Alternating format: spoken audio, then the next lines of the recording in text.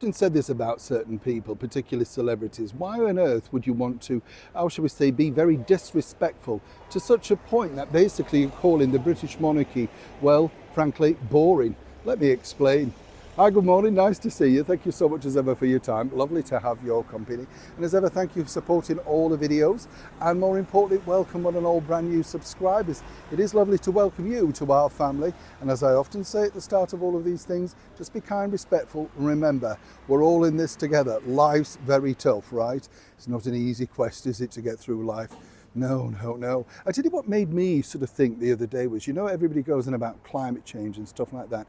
Well, where I live, these drains, the sort of roadside drains, have never been cleaned in ages. And they talk about, localized flooding. Well, how about emptying that out and maybe the drains might work and maybe there wouldn't be localized flooding? You get the picture?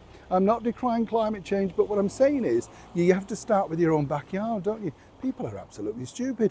It's a little bit like this man, that's right. Now, apparently, according to him, the royals are essentially boring. And according to him also, well, we desperately need this particular individual back inside the monarchy. That's right, the former royal known as the Duke of Sussex, Prince Harry. Now, listen, David Williams, David Williams has had something of a bit of a checker career. His last big notoriety, shall we say, was being fired from the talent show Britain's Got Talent for mocking contestants behind the scenes. Now, as I said at the time, I didn't agree with this because it was an off-camera remark, and a couple of them, should I say, and that should have remained private, but clearly people behind the production could not stand Mr. Williams. It's very clear. Now, currently he's over in Australia trying to drum up business for a one-man show, and rightly so. He gets asked about the British monarchy. Now, to say that, David said, well, the monarchy, well, frankly, they're a bit boring and, and only Harry's this sort of fun one. Let's not forget, of course, that he was very quick to run and host an edition of the Royal Variety performance in front of these so-called boring royals.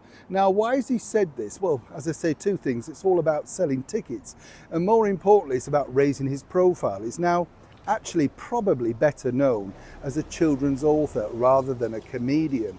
And that again, is something I think that really irks him, simply because his style of comedy, and again, I disagree with this, seemingly has gone out of style, and all the programmes that he used to make for BBC have to now come with something of a trigger warning. That's how nuts this whole thing is. You get the picture.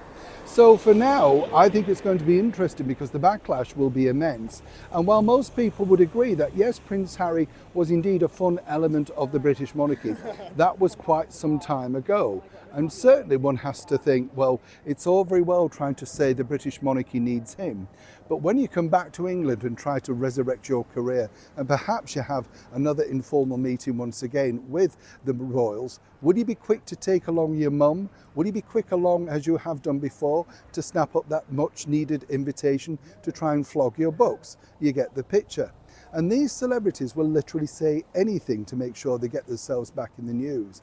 And I just think it was the height of, well, bad manners and total disrespect to actually say this in an interview on television. But either way, as I've said, celebrities only see themselves. And more importantly, when your tour's not going at the very best that you thought it was going to go to, well then obviously you try and get some headlines where you can. Naturally, it's Mr. Williams' prerogative to say that the royals need Prince Harry. But do the royals actually need David Williams? That's a more important test. Neil Sean in the very heart of London.